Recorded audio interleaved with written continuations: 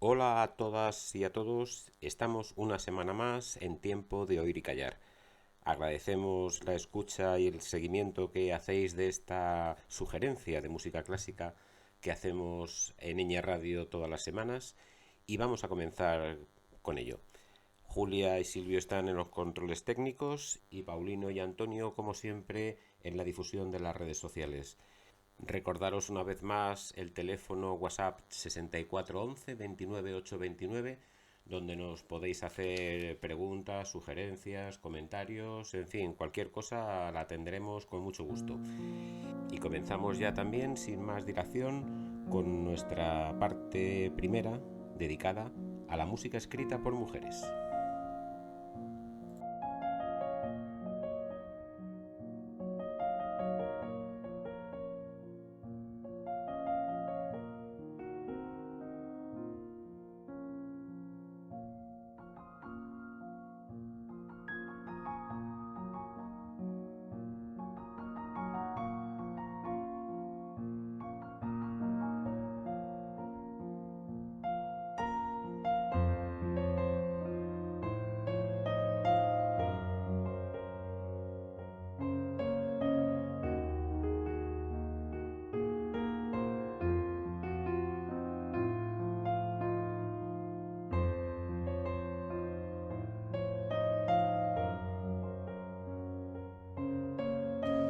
Y la mujer seleccionada para el día de hoy, para que la rescatemos de ese olvido en el que están las mujeres compositoras en el mundo de la música, pues como decía, el nombre de esta mujer es Vivian Fine.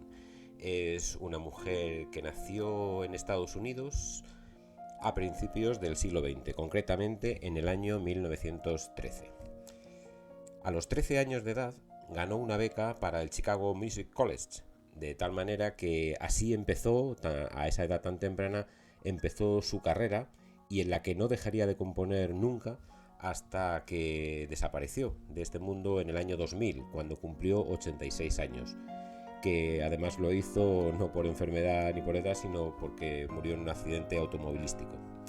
Bien, esta mujer ha ganado numerosos premios nacionales e internacionales y como una muestra, pues podríamos decir que fue elegida en el año 1979, fue elegida miembro de la Academia Americana y el Instituto de las Artes y las Letras. Es una persona de ascendencia en lo personal judío-rusa y en lo musical descendiente o considerada descendiente del compositor Scriabin y también de Ruth Crawford, allí en su país. Desde los 18 años, desde luego, se ganó la vida ya tocando el piano y digamos, ejerciendo la profesión de la música. Y más adelante también se incorporó al mundo de la docencia. También fue una excelente profesora y, por ejemplo, desde 1945 al 48 fue una profesora adjunta en la Universidad de Nueva York. También posteriormente fue profesora adjunta en la de la Juilliard School of Music y podemos decir como una muestra de esta actividad que desarrolló dentro del mundo de la docencia y de la profesión musical, pues en 1961 fue ella fundadora y vicepresidenta de la Asociación de Compositores Americanos. Bueno, esta mujer siguió con su actividad tanto creadora como en la universidad hasta muy avanzada edad, hasta 1987. Y como una muestra más de esto que estamos diciendo, pues tenemos que decir que en el año de 1983 fue nominada para los premios Pulitzer. Bien, pues vamos a presentar una obra muy curiosa y muy bonita de oír, que tiene unas reminiscencias con nuestro país, con España, y que compuso en el año 1937. Hay que también señalar que esta mujer era considerada dentro de sus compañeros, compositores, casi todos hombres, en Estados Unidos, era considerada y muy bien considerada y formó parte del llamado grupo de los compositores y fue invitada a formar parte de este grupo por Aaron Copland, uno de los grandes y más famosos compositores americanos. Esta pertenencia a este grupo de compositores fue en el año 1932. Dicen los que han conocido y estudiado su obra que en la música de Vivian Fine no hay dos obras que se parezcan o que sean del mismo estilo. Parecería que cada pieza y cada obra musical la aborda desde un punto de vista interpretativo nuevo y novedoso. Es una de las características que adornan a esta mujer. Bueno, y vamos a ir ya en concreto con la obra que había hecho referencia un poco antes y que es la que vamos a oír. Se titula Pieza para cuerdas calladas. Como dije, está compuesta en 1937 y tiene forma de canción elegíaca. Es una pieza que está inspirada y dedicada desde luego al tiempo de la Guerra Civil en España. Y es es una respuesta activa a la oposición antifranquista que mantenía esta mujer dentro del ámbito internacional de apoyo al gobierno legítimo de la República en aquella época. En concreto, esta mujer pertenecía y apoyaba a la Brigada Abraham Lincoln, que fue una brigada de voluntarios de Estados Unidos y que acudió en apoyo de la República Española en tiempos de la Guerra Civil.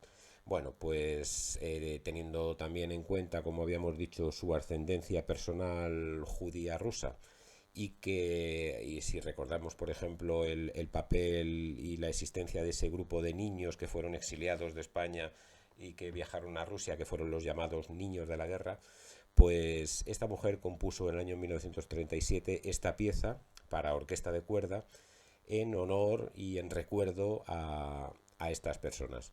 De hecho, el subtítulo de esta obra, que habíamos dicho que era Pieza para cuerdas calladas, el subtítulo es Para los niños de España o los niños de la guerra. Bien, pues pasamos a oírla.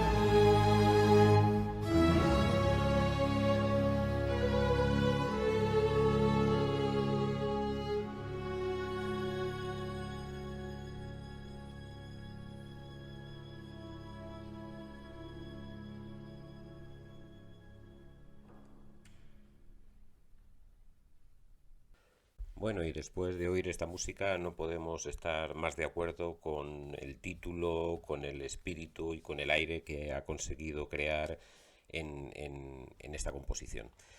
Bueno, pues no me queda nada más que animaros a que oigáis música de Vivian Fine y que conozcamos poco a poco y cada vez más a estas mujeres que la historia de la música quizá está silenciando, pero que nosotros nos estamos encargando de rescatar de alguna manera. Bueno, y vamos a pasar a la siguiente parte de nuestro programa y vamos a presentar también al siguiente compositor y a la obra que vamos a escuchar de él. Antes, bueno, pues vamos a recordar y agradecer que seguimos en la sintonía de Eñe Radio y que estamos, como todas las semanas y en concreto los miércoles, en el espacio de Oír y Callar.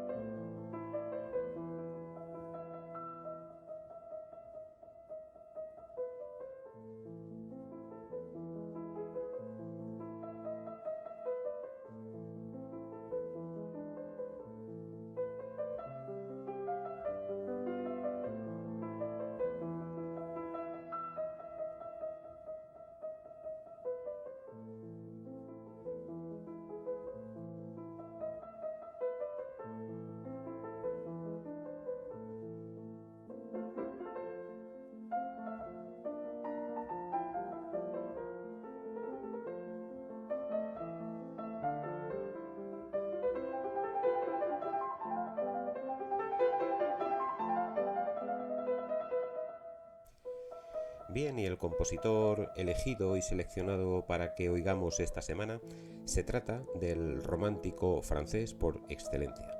Se trata de Héctor Berlioz. Fue un hombre que nació en el año 1803, es decir, a principios del siglo XIX y en plena efervescencia de los primeros compositores que empezaron a dar los primeros pasos en lo que hemos dado en llamar la estética romántica, y que desde luego él bebió y conoció profundamente. Bien, pues este hombre fue orientado por su padre, que era médico, pues fue orientado por su padre no solo en la medicina, sino también en la cultura y sobre todo en la música. Berlioz desde muy joven mostró desde luego un gran interés por la cultura clásica y la literatura. De hecho, durante su vida tuvo una tremenda y enorme amistad con Alejandro Dumas y también con Víctor Hugo. Bueno, pues en 1821, es decir, con algo más de 17 años, pues empezó sus estudios de medicina en París.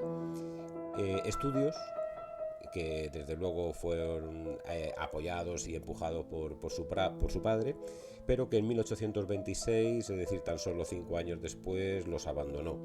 Y no solamente abandonó esos estudios de medicina, sino que entró de lleno, digamos, en los estudios musicales y en el conservatorio, desde luego con la desaprobación de su padre. Bueno, la afición por la literatura fue algo que no dejó nunca, a pesar de que la música empezó a ser su gran pasión. Y desde luego esta afición por la literatura le llevó no solamente a leer y a tener amistad con los escritores, sino a escuchar y a frecuentar las representaciones de las obras clásicas, ¿no? Como habíamos dicho. En concreto, una representación de Hamlet que él presenció fue donde se enamoró perdidamente de la actriz que hacía el papel de Ofelia dentro de esta tragedia y que se llamaba Harriet Smithson. Bueno, este hecho fue el hecho fundador, por decirlo de alguna manera, de la obra que vamos a escuchar de Héctor Berlioz y que es la Sinfonía Fantástica. Pero bueno, a esto vamos a acudir un poco más adelante. Bueno, pues vamos a continuar dando unos esbozos biográficos de la vida de Berlioz y luego entraremos a explicar un poco qué es la Sinfonía Fantástica. Bueno, pues Berlioz logró el premio Roma. Recordamos que, por ejemplo, en algún programa anterior habíamos hablado de Maurice Ravel, también un francés, posterior a Héctor Berlioz, y que él había intentado conseguir hasta en 4 ocasiones el premio Roma y fracasó en todas ellas. Bueno, pues Héctor Berlioz lo logró a la primera.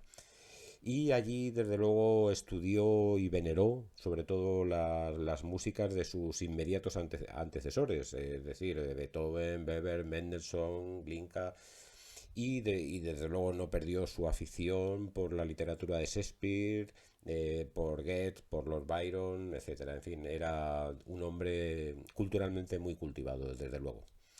Héctor Berlioz murió en el año 1869 y en vida, desde luego, fue mucho más conocido como director de orquesta que como compositor.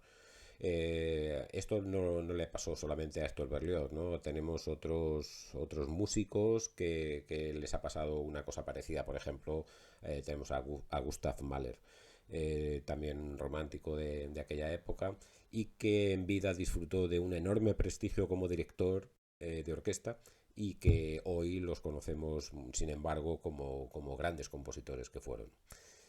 Bueno, pues dando un paso ya desde luego definitivo hacia la música, no solamente con la estética romántica, ¿no? Porque habíamos dicho que era el romántico francés por excelencia, sino que estaba profundamente convencido de que la música debía adoptar esta evolución, ¿no?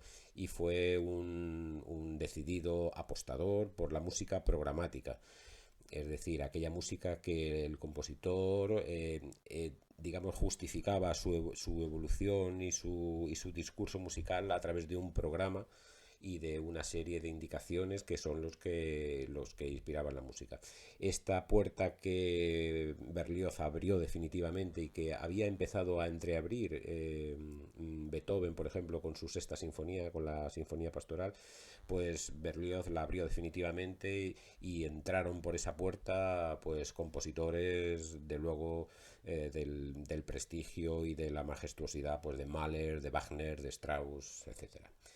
Bueno, pues la Sinfonía Fantástica tuvo un tremendo éxito en su estreno. Hay que recordar que se estrenó en el año 1930, es decir, tan solo 3 años después de la muerte de Beethoven, y que esta sinfonía fue dedicada al zar Nicolás I.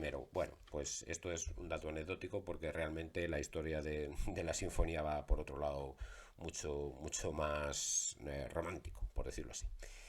El programa de esta sinfonía lo escribió el propio Berlioz. Y esta sinfonía luego la vamos a explicar más detalladamente. Se estrenó con gran éxito, como hemos dicho, el 5 de diciembre de 1830. Y se estrenó, y la sinfonía no se estrenó, perdón, se originó, es decir, se gestó, se empezó a gestar el discurso musical de esta sinfonía a través de un desengaño amoroso, de ese amor que habíamos dicho antes, que había sentido de una manera locamente precipitada por aquella actriz que encarnaba el papel de Ofelia, esa actriz llamada Harriet Smithson. Bueno, pues el hecho del estreno de esta sinfonía propició que esta actriz acudiese a ese estreno, no al estreno, perdón, sino a una representación posterior de esta sinfonía, y que por fin esta actriz conociese a Héctor Berlioz y entablasen pues un amor tan deseado por él, ¿verdad? Y este amor acabó en matrimonio. Pero claro, esto fue ya después de la ejecución y de la composición de la sinfonía, porque como hemos dicho, la sinfonía fue precisamente escrita por el desengaño amoroso. Vamos a empezar a relatar cómo Berlioz, digamos, después de conocer, no de conocer, porque realmente no la conoció, simplemente se enamoró de ella por cómo la vio actuar. Pero cómo Berlioz empezó a ingeniárselas y a crear situaciones, a provocar situaciones para que esta actriz se pudiese encontrar con él y se pudiesen conocer. Todas estas situaciones que ideó Berlioz, desde luego, fueron un fracaso total. Por ejemplo, pues él intentó por todos los medios acudir a los ensayos y a las obras donde esta Harriet trabajaba y hacía de actriz. Concretamente en uno de ellos, digamos que se encontró tan persuadido por la tremenda personalidad que debería tener esta actriz, que en uno de ellos Berlioz comenzó a aullar como un lobo dentro del ensayo, lo que provocó desde luego el temor y el miedo de esta mujer que desde luego tuvo el efecto contrario del que Berlioz intentaba conseguir. De tal manera que cuando le hablaban a Harriet de la persona de Héctor Berlioz, Harriet lo que tenía era pavor y miedo, ¿no? No quería acercarse a él bajo ningún concepto, ¿no? Después de haberle oído aullar en uno de sus ensayos. Luego también, pues Berlioz intentó por todos los medios, a través de las composiciones y de los sitios donde se tocaban obras suyas, pues que Harriet acudiese a esos conciertos y en algunas ocasiones lo conseguía. Harriet acudía a estos conciertos, pero no mostraba el más mínimo interés ni por conocer al compositor y ni por saber nada de él, ni por apreciar su música, no le gustaba especialmente, ni nada de nada. O sea, este es de alguna manera el caldo de cultivo al que me hacía referencia antes con que Berlioz se había inspirado en un desengaño amoroso para componer su Sinfonía Fantástica. Todos estos intentos que Berlioz ideó, pues todos fueron un fracaso absoluto. Paradójicamente, cuando no fue un fracaso fue cuando ya después de compuesta la Sinfonía Fantástica por este desengaño amoroso y después del tremendo éxito que obtuvo esta sinfonía en sus ejecuciones en París después de su estreno, pues pasó lo que Héctor Berlioz quería que hubiese pasado muchísimo antes, y es que se conocieron. La actriz Harriet le fascinó la música que estaba contenida dentro de esta sinfonía fantástica. Se conocieron, como digo, en el año 1832 y se casaron. Se casaron apenas de un año después de haberse conocido y vivieron pues el idilio amoroso que Berlioz había soñado desde muchísimo tiempo antes.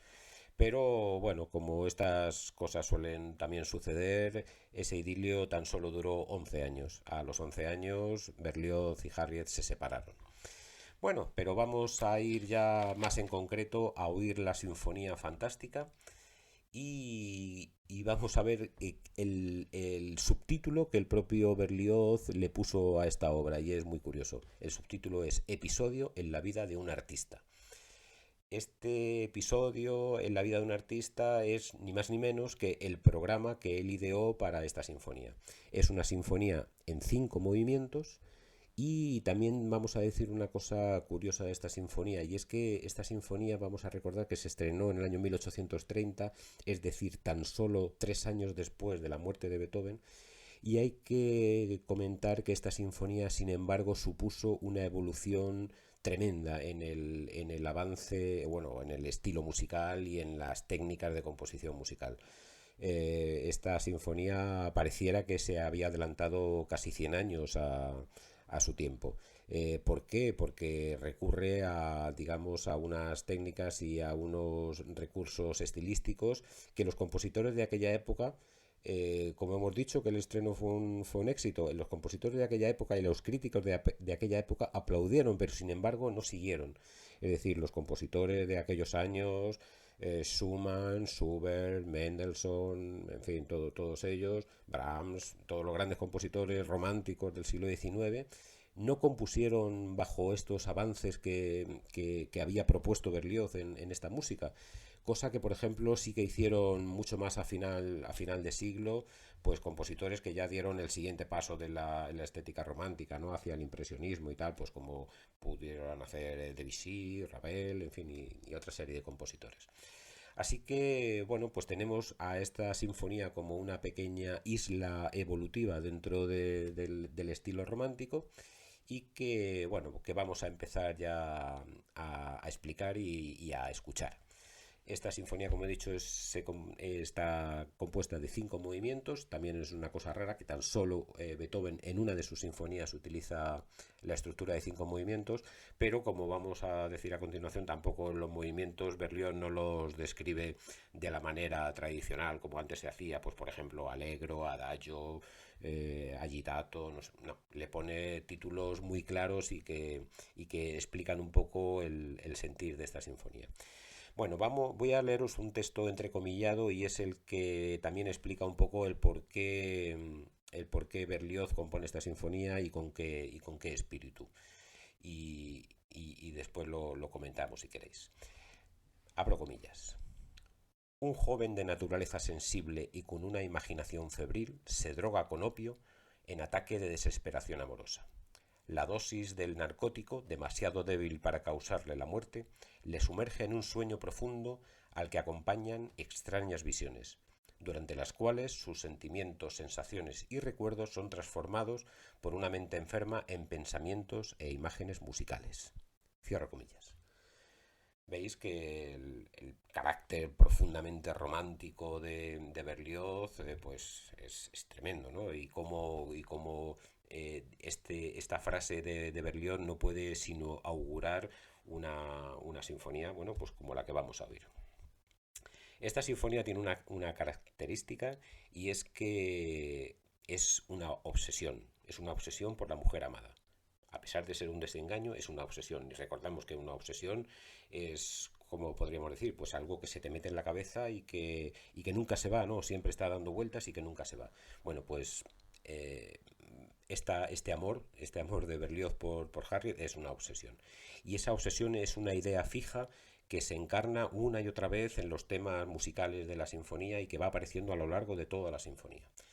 Bueno, pues vamos a empezar a oír el primero de estos movimientos y voy a explicaros el texto y el programa que el propio Berlioz desarrolló para este primer movimiento. El primer movimiento se llama Sueño y Pasiones.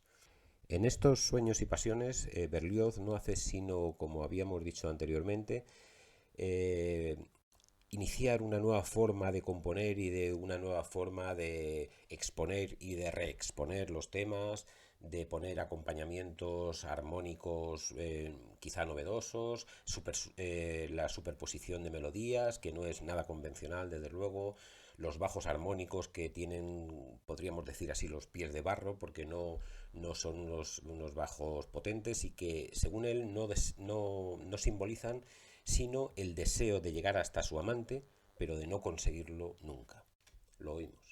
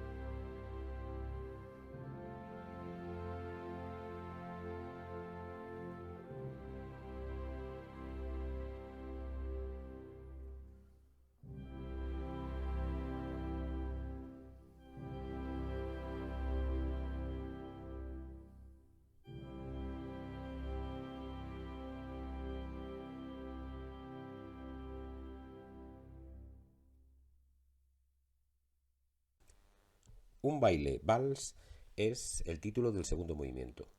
Se trata, según el programa, de un baile en el que se va progresando hasta que nuevamente parece que alcanzará de nuevo a su amada. Y cuando casi lo consigue, una multitud de bailarines se interponen entre ambos y en ese momento se despierta de una pesadilla fantástica.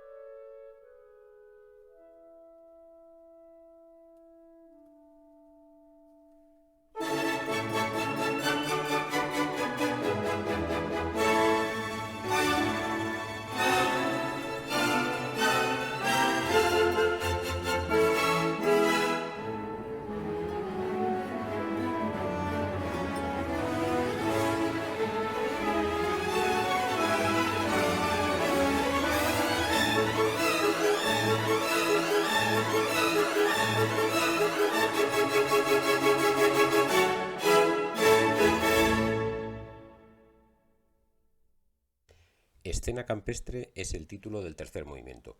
Sueña de nuevo el artista, desde luego, con una escena muy bucólica, con una fuerte expresividad, quizá muy tormentosa. Por ejemplo, utiliza a cuatro timbaleros. Bueno, pues a pesar del sueño plácido y reconfortante, digamos que hay una reconciliación con la belleza de la naturaleza y dos pastores alejados el uno del otro se comunican con sus flautas. Nadie está solo en ese momento. Es un clima de esperanza y entonces la música cambia y aparece de nuevo la obsesión, esta obsesión amorosa de Berlioz, y de nuevo un final tormentoso.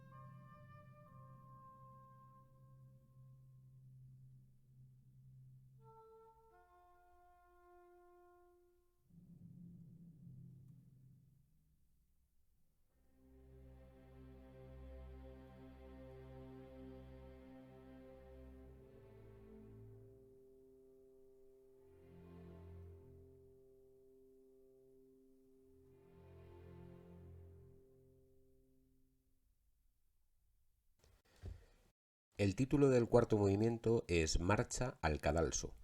De nuevo se ve sumergido en un sueño en el que mata a su amada y luego ha de rendir cuentas ante la guillotina. Todo esto en una marcha de tambores y trompetas rumbo a la ejecución. La música en este momento es salvaje, también es una locura, pero de repente ve a su amada. Y aquí tenemos de nuevo la idea fija y la obsesión. Y ¡zas! Cae la cabeza de Berlioz.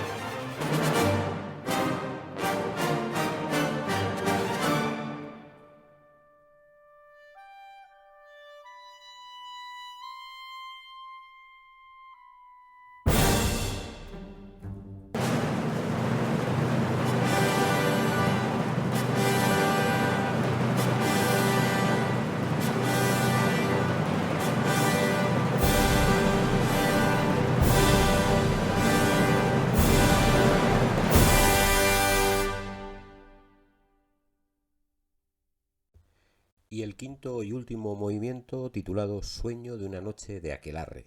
Es una nueva pesadilla en el que las brujas del Sabbat encabezan el cortejo fúnebre. El muerto, es decir, Berlioz, contempla su propio funeral. A la cabeza de estas brujas está su amada, de nuevo la obsesión, estas brujas volando sobre sus escobas. Campanas fúnebres suenan con la música del Dies Irae. El Dies Irae es un himno gregoriano en latín que bueno, es muy antiguo y además es utilizado por muchísimos compositores.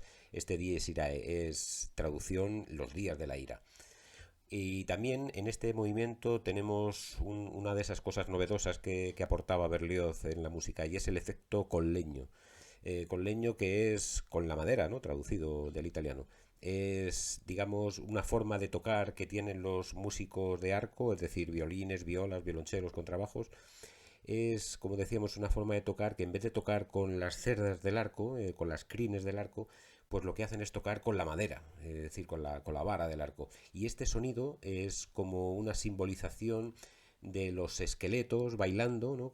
Cómo le suenan los huesos a los esqueletos bailando, y el burbujeo del caldero de las brujas. Bueno, es, como veis, todo una simbología tremenda en este movimiento final.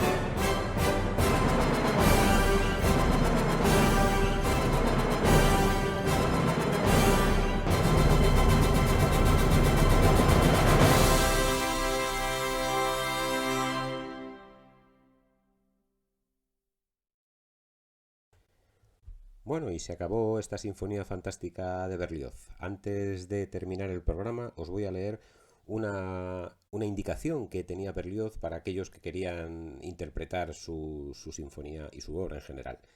Decía Berlioz: para interpretar adecuadamente mis obras es menester una combinación de precisión extrema, brío irresistible, una vehemencia regulada y una ternura onírica, una melancolía casi mórbida. Bueno, ya veis que este hombre no escatimaba en efectos sonoros. Bueno, pues nada, espero que os haya gustado mucho el programa de hoy y bueno, pues no hago sino desear que sigáis aceptando esta sugerencia de música clásica que una vez a la semana hacemos en Oír y Callar. Hasta nuestro próximo encuentro. Eso es todo, amigos.